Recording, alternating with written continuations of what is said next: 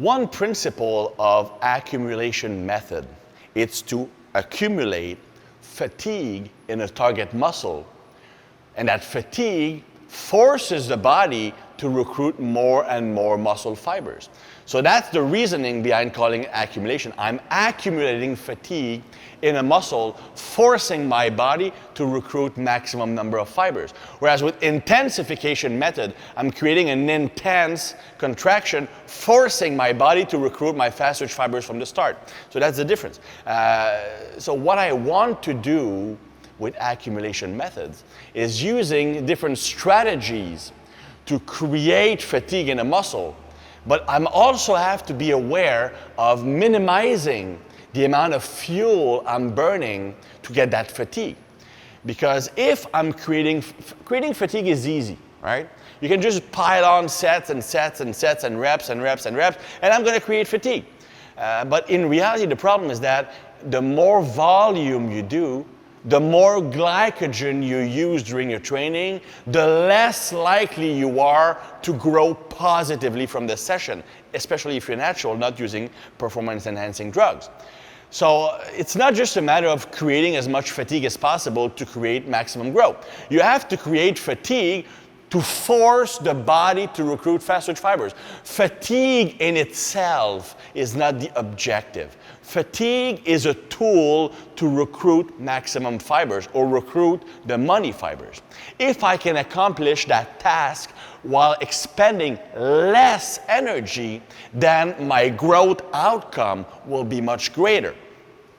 So that is the logic behind this method. This method is called partials in the set.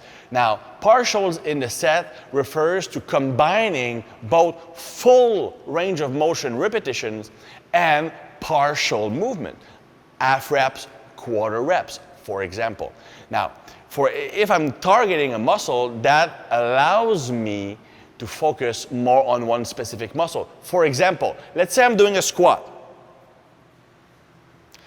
And my goal is to increase quadriceps recruitment.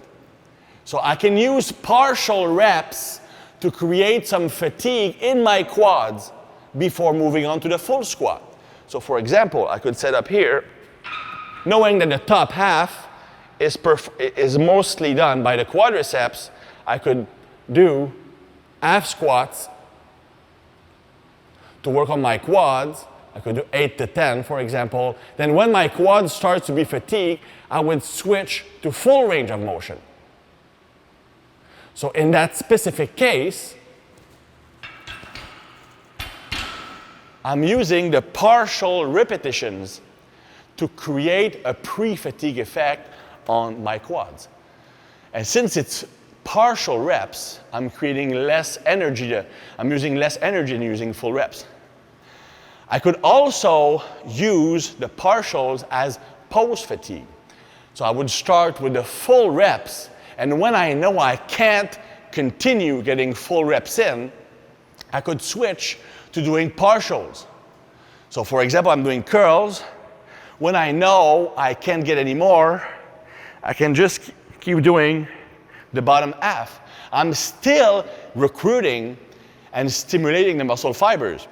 So that allows me to create a greater stimulation. But since it's a partial movement, I'm not expending as much energy to get the stimulation. You should still be aware of doing too much volume. So with such sets, you should still stick with one really hard set per exercise. So I would do, for example, my 2 or 3 sets of squats, then my last one only would use the partials in the series. Now, I just showed you examples of doing partials as pre-fatigue and partials at the end of a set as post-fatigue. You can actually do both. For example, I could start by doing, let's say I'm doing biceps. I could do partials at the top as a pre-fatigue, then do my full reps. And when I know I can't get any more reps, I could do the bottom half. So I'm using the first partial reps just to increase the activation of my biceps, create some pre-fatigue. Then I do my full movement to increase the recruitment. and I finish with the partials to make sure I create maximum fatigue. I could do this on the bench press. So for example, if I really want to focus on my chest, I could do bottom bench press, then switch to full bench press, and when I know I can't get full reps anymore, I could finish off with top partial bench press.